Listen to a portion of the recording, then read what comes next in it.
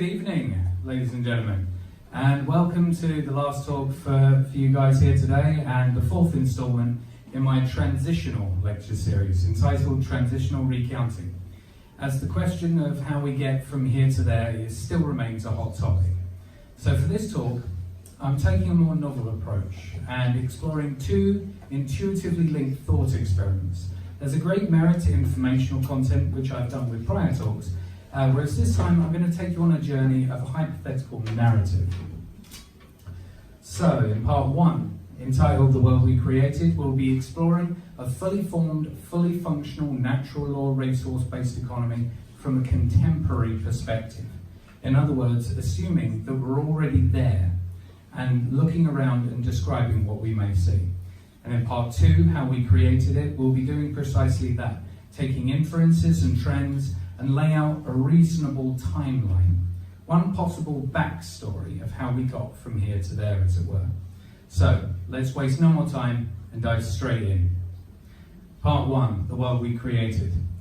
The year is 2115. It's amazing that we're even here. It could be said that we made it out of the jungle at last. We live in an age where we have inherent access to life needs. Unlike days gone by when the performance of indentured servitude was how we earned our right to life through tokens of debt or money, with which we then purchase resources, now we realise that and recognise that those resources are required for life. And as such, they're granted as a matter of basic human rights. So speaking of life needs, let's talk briefly about what they are and how we meet them. Most of you will be familiar with this work of Abraham Maslow and the graphical representation of the hierarchy of human needs. Starting at the bottom are the physiological needs, such as food, water, shelter, etc. Moving up to the next tier are the safety needs, such as security, resources, health, etc. The next level is love and belonging, which is self-explanatory. The next tier up is the esteem needs, such as respect, freedom, recognition, etc. And the pinnacle of this hierarchy is self-actualization. So with the theory of human needs understood, let's talk about the practice of how we actually meet those life needs. Starting with food production. In the past, we used to grow things out of the dirt in the ground.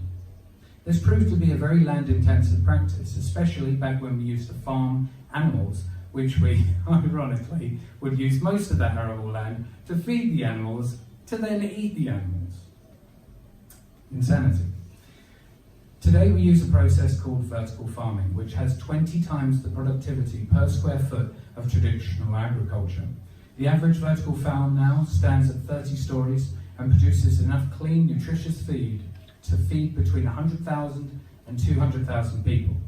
To meet the nutritional needs of our entire population of 9.2 billion, we have around 180,000 vertical farms built across planet Earth. Moving on to water, a key component of human survival. 2/3 of the planet is covered in it, and it comprises around 60% of our bodies. Purification technology has actually come in leaps and bounds in the last few decades. Also, our evolved respect for and intelligent use of this precious resource has meant that we've only needed to build 2,000 purification plants. The rest of the demand is actually met by desalination, the process of converting seawater to clean drinking water. Since it's only really efficient for desalination to be utilised in coastal regions, we have built around 10,000 of those plants. When it comes to physical goods, we utilise 3D printing labs that also serve as distribution centres. Also, 3D printers can be integrated into people's very homes, so they don't necessarily need these distribution centres. For anything that we may need, from mechanical parts to even replacement organs and foodstuffs through the use of bioprinters, we consult the collaborative design interface and choose from the 3D schematic files available. If further modification or innovation is required, then you have the help to do just that. And once you're happy, the schematic gets sent to a 3D printer for construction.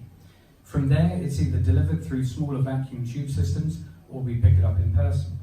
Anything produced in this society is designed with recyclability in mind.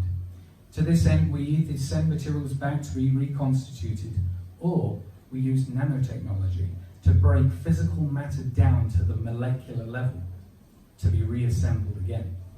The ultimate form of recycling, as it were. And lastly, the life need of shelter is finally well taken care of. To this end, we utilize a technology known as contour crafting. In effect, it's the large-scale version of the 3D printers just discussed. A huge machine can print physical structures, whether it's buildings, dwellings, or parts of our infrastructure, such as roads or bridges. The technology is now so advanced that the printing integrates plumbing, electrical, and multiple materials all together in one swoop. Large buildings are printed in a matter of hours, and homes in only an hour. This is how we meet the basic life needs. And as we explore the different facets of this social system, notice how the other needs are met either directly or by way of how this system creates the social preconditions where they can be easily met. You know, a lot of people didn't want this at all. From people pulling the strings to people having their strings pulled to defend the status quo. The level of helplessness in society was at such a staggering level that people didn't even feel that they deserved a system that worked. And as a result, these kind of ideas was conflated with other failed socioeconomic ideologies such as communism or socialism and all the fear-inducing rhetoric that preceded them. Thankfully, we've broken free of all that. Society and lifestyle. The culture of today is one of great empathy, social mobility, and engagement. Due to our access to the necessities of life, an empowering educational system, and the freedom to travel the world, our lives are rich with experience and incentive to make the most of the very short lives that we have. Unlike days gone by when most of our time was taken up by working a job, that time is now freed up to engage in activities of our own choosing. If you want to see the Great Barrier Reef or explore the wonders of the Maldives, there's no restrictions on you. Families of immediate kin have their integrity, finally, as the opportunities to spend quality time are always there. Stress is at an all-time low, as people have the freedom to truly design their life. The contributions then produced by people who have their life needs met now have so much more value and meaning, not just for the society at large, but also the individual. The clarity of thought and emotional stability in this society are unmatched. We work together to improve the world from a higher baseline, or as the saying goes, a rising tide raises all ships. Since we outgrow the ownership dynamic in terms of our physical possessions, we also saw the same shift occur in our interpersonal relationships. We saw no reason anymore to feel that we owned each other. You see, the epidemic of heartbreak and emotional exploitation that we engaged in through artificial and imposed exclusivity began to fade away. You see, like many social values of our past, monogamy was born out of scarcity and fear of sexual competition. But now with the social paradigm based on abundance and empathy, it doesn't have the same appeal anymore. Relationships are no longer prisons, they are partnerships. People are far more open and accepting of each other and their needs. But monogamies are still practiced, of course, to a certain extent. Some people are happy with just one partner, but they do so now in a far more pure and mature form, without the jealousy, resentment, dysfunction that characterized monogamous relationships for so long. Moving on to logistics. So how does our society manage the task of getting from A to B in the most efficient manner? By using a clean, fast, efficient logistical network. This network exists in multiple layers. For long distance travel, there's an evacuated tube transport system, explained earlier, spanning the entire globe and reaching into every major city. These capsules travel up to around 4,000 miles per hour using minimal electrical power. For mid to short distance travel, we have fleets of self-driven electric vehicles that you summon using an app. These vehicles are often on the roads traveling between pick-up and drop-off points, and the app can tell you where the nearest one is. When you summon a vehicle, it gives you an ETA and notifies you when it's 5 minutes out.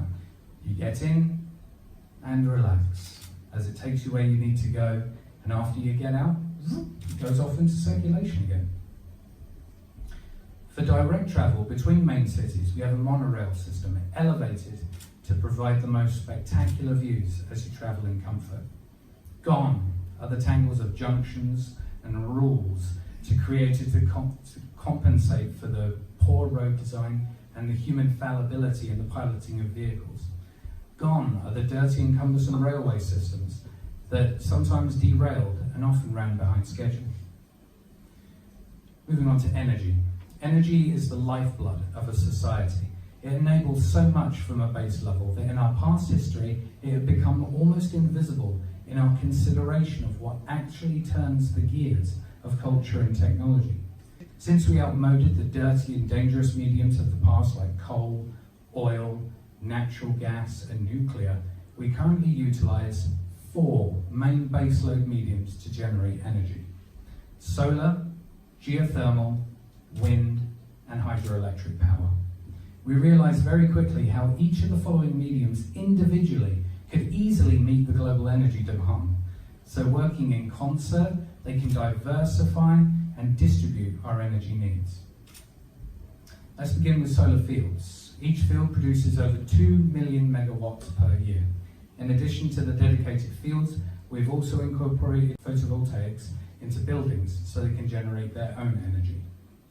Next is geothermal, of which each facility produces over 2,000 megawatts. Globally, we've built around 15,000 plants. Moving on to wind power, which now spans both land-based and offshore applications. Currently, we have around 10,800 acre farms producing each about 3,000 megawatts of power. And lastly, but by no means least, is hydroelectric power. The variance of this application covers wave, tidal, ocean current, osmotic, ocean thermal, and watercourse. Together, all these different variations produce around 300,000 terawatts per year. As you can tell, we often produce an energy surplus, which is channeled through many mediums, of which I unfortunately lack the time to do service to. Moving on to education. Education is a pillar of a well-functioning social system. It serves as both the building blocks of understanding and the remedy for misunderstanding. Since human beings do not have any endpoint in their lives where they no longer absorb and then disseminate information, it is recognized as a lifelong pursuit and practice. Unlike days gone by when people would be put through mandatory indoctrination during their formative years to turn them into obedient workers, today we first teach critical thinking, mindfulness, and science literacy so people can form their own decisions as to what they wish to become. They choose their own courses of learning and they interact with other people taking the same courses, so collaboration and support can be nurtured. And they interact with other people that are experts in the field in question to relevantly guide and referee the learning process. For practical subjects, a virtual or augmented reality element to the interface can simulate scenarios and assist interactive design, and for physical matter interactions, people can visit university workshops to learn in a more hands-on fashion. We believe that a relevantly educated population will add to the sum of human experience and progress. The better the knowledge and wisdom at hand, the more enriching and efficiently we operate. Vocation, as an extension to and feeding back into the educational system, is the realm of vocation, known in days gone by as careers. The power of intrinsic motivation is harnessed by this society. We recognize that human beings are fundamentally motivated to do something with their lives. The system we have today nurtures and encourages everyone to pursue their passions, the kind of tasks that cannot and should not be automated, those tasks that are truly enriching and stimulating to the human life, are more than taken care of in a rotating voluntary basis. The number of humans actually required for this system's maintenance is actually very small. But we raise all human beings to consider their contribution to have a great deal of value. Thanks to our vacuum tube systems, people can undertake work in any part of the world without having to relocate domestically. But even an international commute can be done within a couple of hours. And even if you wanted to relocate for a change of scenery, you can. Moving on to social management. A society such as this is by no means a free-for-all. For so long, the debate over how a society can maintain cohesion and progress without being controlled in a top-down fashion by governments and authorities was elusive and difficult, to say the least. We learned that human beings needed first to have their life needs met and be relevantly educated to have the stability to be self-governing. We realized that the solution to our governance problem was to completely flip the model from top-down to bottom-up. This is where the persistent question of who makes the decisions finally found its resolution. The question is answered by changing the question itself, from who makes decisions with malleable human opinion to how we arrive at decisions together using the scientific method. The collaborative design interface mentioned earlier is utilized as the decentralized and publicly utilized government, as it were. Whenever someone or a part of the system detects an issue or problem, it is submitted to the interface, and people work together to test ideas, find the best, most efficient resolution. Similar to how years ago there used to be internet sites called Quora, where people would ask a question and the most relevant and helpful answer would appear first.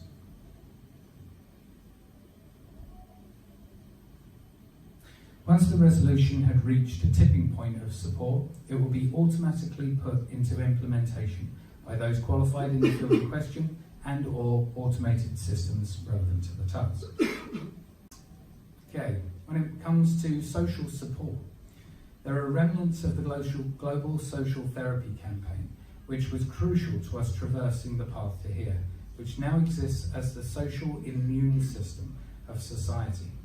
They exist in chapters all over the world dealing with more everyday unavoidable traumas of life, such as the death of a friend or family member, a relationship breakup, or for those who have fortunately not known the tragedy of the past, simply a source of help in the journey of self-actualization.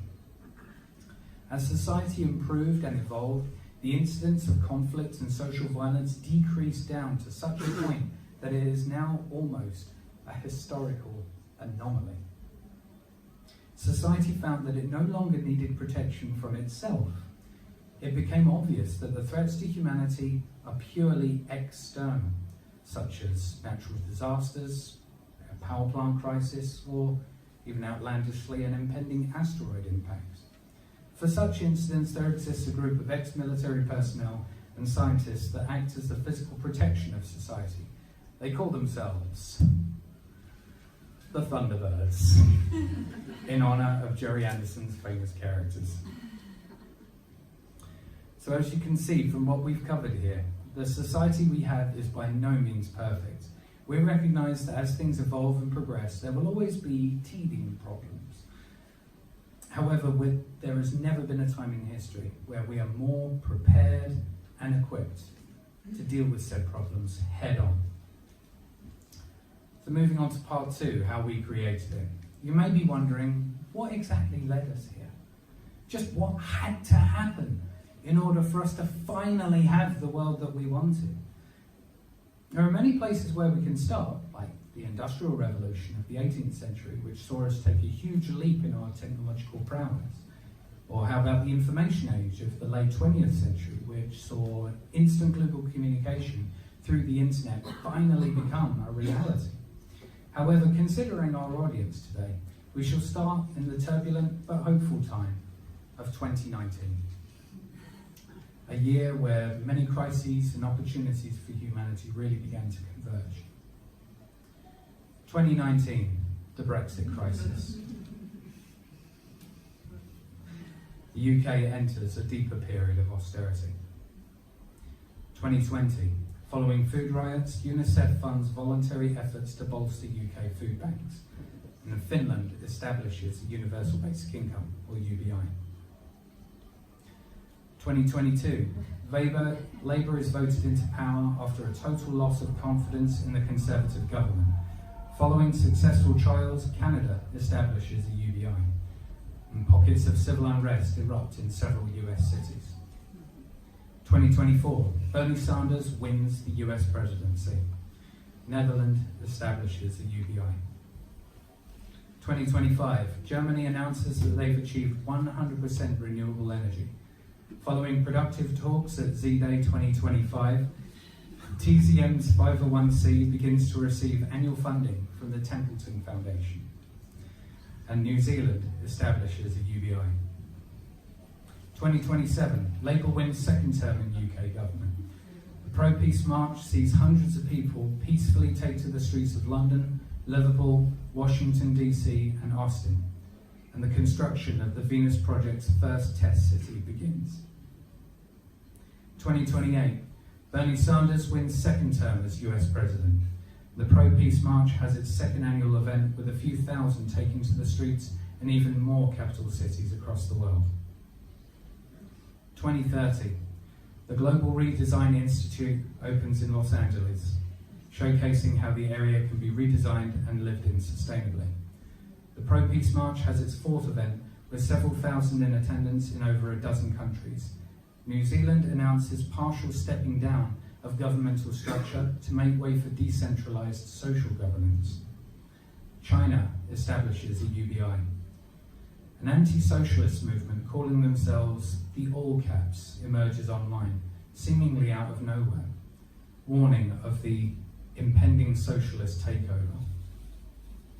2032, UK-wide UBI trials exceeds expectations, and thus UBI is established as the social safety net, replacing the UK benefits system. Social therapy campaigns are also launched to address and resolve the damage bred by prior social preconditions and to teach ethical spending and post-monetary thinking. Jill Stein wins the US election in the first successful election of the Green Party and the first female president. Following the success of the US UBI trial of 5 of the most deprived states, a 4-year UBI trial for all 50 states commences, also launching social therapy campaigns. The Pro-Peace March enters its 5th consecutive year with events in capital cities, gaining celebrity attendances by Russell Brand, Matt Damon, and LeBron James.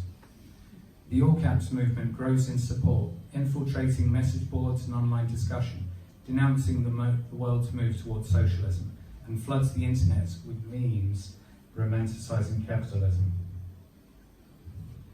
2034, the Pro-Peace March enjoys its 7th consecutive year, this time gaining even attention from mainstream news media, despite the complete lack of violence or unrest. Discussions about a post-monetary society become more popular on regular media. The All Caps movement mobilises its own marches, erupting in civil unrest. The marches pull in multiple demographics such as the undereducated, the capitalists, and for those who advocate violent overthrow of governments. 2035, the Global Redesign Institute opens in London, showcasing how sustainable living is possible. Cybernated Farm Systems, having gained the necessary startup funds, begins operations and commences its journey of providing food for the most starving countries. The UN announces increasing success in the reduction of religiously aggravated violence across the Middle East, following long-running educational campaigns and humanitarian aid. 2036, Jill Stein wins second term as US President, and the UBI is established for all 50 states. The UN announces commencement of the assessment of Earth's carrying capacity. The All Caps movement grows exponentially in online support and promises violent action if a return to capitalist ideology isn't undertaken. 2037, in commemoration of the 20th anniversary of Jacques Fresco's passing, the Venus Project announces the completion of the first test city and opens its doors to the public. The Pro-Peace March celebrates its 10th year with peaceful demonstrations and rallies in every capital city in the developed world. However, they are disrupted and overtaken by the All Caps movement. It becomes clear that this movement is extremely well funded and equipped. 2038, in the same spirit of the Paris Climate Accord of 2018 and under mounting pressure from the public, the Paris Conflict Accord is about to be signed when a bomb detonates in the building, killing 250 people. The All Caps movement releases an online video claiming culpability. Cyber attacks into government infrastructure are also carried out. 2039, the threat of the All Caps movement escalates as the US Senate building, the Kremlin, and the UK House of Commons is targeted with suicide bomb attacks. A civil war erupts across the UK, Western Europe, US, Australia, and Russia as governments are forced to order airstrikes of their own territories. TZM, TVP, and other pro-sustainability advocates are forced to go into hiding. 2040, Western civilization enters what is now known as the Second Dark Age, as survivors revert to a much more primitive way of life with decentralized organization instead of governments. Despite assistance offered from unaffected countries, life remains this way for many years. 2065, after a long period of life more akin to anarcho-primitivism, discussions and collaborations between the undecimated countries and the decimated ones commences. The Global Redesign Institute is re-established in regions formerly known as London, Washington DC, Paris, Berlin, Canberra, and Moscow. 2070, the UN is reborn as the United Regions, a benevolent collaboration between the populations of different regions of Earth with the sole purpose of completing the global transition into sustainability. Having advanced considerably during the Second Dark Age, the undecimated countries begin to assist the clearing of the old decimated areas and the reconstruction of new ecologically integrated sustainable cities. 2085, logistical infrastructure begins to connect the new cities. The collaborative design interface goes online. 2090, the UR declares that each region has achieved 100% renewable energy generation. The previously decimated regions returns to a high standard of living once more, having completely shed the shackles of capitalism and oppression. And the UR declares that global starvation has been eradicated. In 2100, planet Earth declares that it's truly entered a new, sustainable socioeconomic system. So you see the transition from a social system characterized by division, political turmoil, and economic uncertainty to a one of unity, global collaboration, and sustainability was certainly thousands upon thousands of years in the making. But those last few steps took only a matter of decades. It goes to show that large-scale changes in society are entirely possible and, in fact, inevitable. It just requires that we care enough and are persistent enough. I hope you all came away with something to consider. I hope you've all been motivated to take action, to make the change in the world that you want to see a reality.